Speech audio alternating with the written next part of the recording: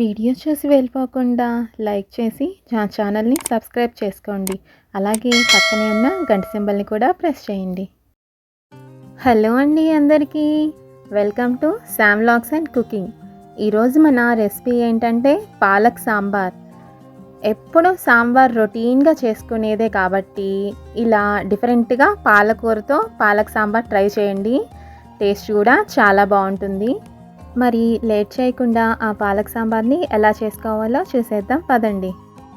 ముందుగా స్టవ్ వెలిగించి ప్యాన్ పెట్టుకొని ఒక కప్పు కందిపప్పుని ఇలా దోరగా లో ఫ్లేమ్లోనే ఒక 5 మినిట్స్ వేయించండి. మరీ ఎక్కువసేపు వేయించొద్దండి, మాడిపోతాయి. మనకు కందిపప్పు వేగుతున్న స్మెల్ అనేది తెలుస్తుంది. ఒక 5 మినిట్స్ తర్వాత స్టవ్ ఆపేసి చల్లారనివ్వండి. చల్లారిన తర్వాత ఈ కందిపప్పుని ఒక బౌల్లోకి తీసుకొని ఒక 2 సార్లు వాటర్తో నీట్గా వాష్ చేసుకోండి. తర్వాత ఈ కందిపప్పు మునిగే వరకు వాటర్ పోసి ఒక హాఫ్ అన్ అవర్ నాననిచ్చి కుక్కర్ పెట్టి ఒక 3 to 4 విజిల్స్ రానివ్వండి. నేను ఇక్కడ మట్టి పాత్ర తీసుకున్నానండి. ఈ మట్టి పాత్రలోకి ఒక స్పూన్ నెయ్యి అనేది వేసుకోండి. నెయ్యి వేసుకుంటే తాలింపులోకి పాలక్ సాంబార్ టేస్ట్ చాలా బాగుంటుంది. ఇప్పుడు ఒక 1/2 టీ స్పూన్ ఆవాలు, అలాగే మరొక 1/2 టీ స్పూన్ మెంతుల్ని వేసుకోండి.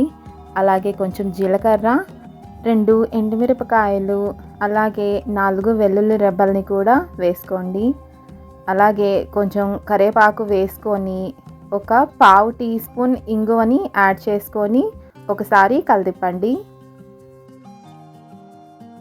ఈ పోపు అనేది వేగిన తర్వాత ఒక 2 లేదా 3 చిన్న ఉల్లిపాయలు ఉంటే తీసుకోండి. ఇలా చిన్న ఉల్లిపాయలని కూడా కట్ చేసి యాడ్ చేసుకోండి. వీటిని ఒక 2 నిమిషాలు లో ఫ్లేమ్లోనే వేయించండి. ఇప్పుడు పొడవుగా తరిగిన ఒక 3 పచ్చిమిరపకాయలను కూడా యాడ్ చేసుకొని మరొక 2 నిమిషాలు వేయించండి లో ఫ్లేమ్లోనే.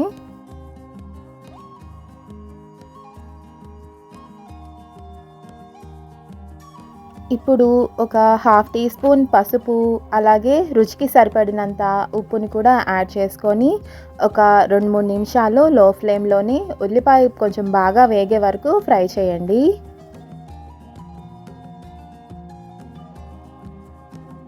ఇప్పుడు 250 గ్రామ్స్ పాలకూరని ఇలా సన్నగా తరిగి 3-4 సార్లు నీళ్ళతో బాగా కడిగి వాటర్ డ్రైన్ చేసి పక్కన పెట్టుకోండి.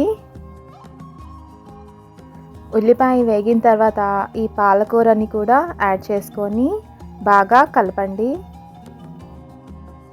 ఈ పాలకూరని పచ్చివాసన పోయే వరకు కొంచెం సేపు వేయించండి.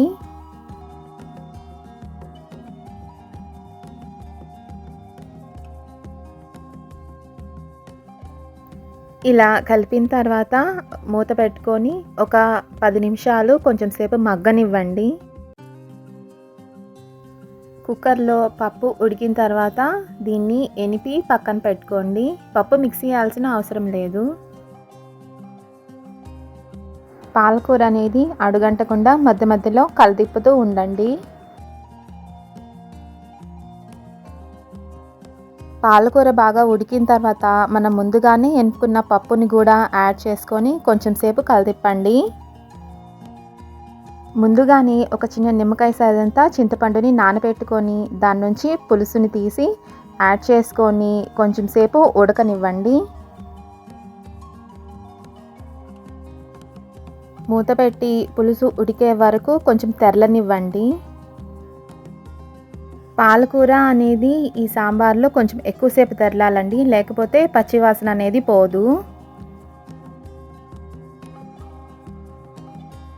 ఇలా తెరులుతున్నప్పుడు ఒక 3 నుండి 4 వెల్లుల్లి రెబ్బల్ని నలగొట్టి ఒక స్పూన్ కారంలో వాటర్ కలిపి ఈ వెల్లుల్లి రెబ్బల్ని కూడా దాంట్లో యాడ్ చేసి ఒక 10 నిమిషాలు నానిన తర్వాత ఈ కారాన్ని ఈ తెరులుతున్న సాంబార్లో యాడ్ చేసుకోండి.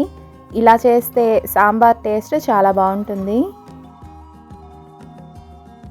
ఇలా కారంని కూడా యాడ్ చేసుకొని కొంచెం సేపు కలిపి కలర్ బాగా చేంజ్ అయ్యే వరకు తెరలనివ్వండి ఒక 10 నిమిషాల పాటు. ఇలా తెరులుతున్నప్పుడు ఒక హాఫ్ టీ స్పూన్ సాంబార్ పొడిని యాడ్ చేసుకోండి. 10 నిమిషాల తర్వాత ఒక చిన్న బెల్లం ముక్కని కానీ, ఒక స్పూను బెల్లం పొడిని కానీ యాడ్ చేసుకోండి. అలాగే బాగా సన్నగా తరిగిన కొత్తిమీరని కూడా యాడ్ చేసుకొని ఒక 5 నిమిషాలు లో ఫ్లేమ్ మీద కొంచెం తెరలనివ్వండి. రొటీన్‌గా సాంబార్ కాకుండా ఇలా డిఫరెంట్ టేస్ట్ కోసం పాలక్ సాంబార్ని ట్రై చేయండి. రెసిపీ నచ్చితే నా వీడియోని లైక్ చేయండి. సబ్స్క్రైబ్ చేయడం మాత్రం మర్చిపోకండి. మరొక టేస్టీ రెసిపీతో మరొక వీడియోలో మళ్ళీ కలుసుకుందాం.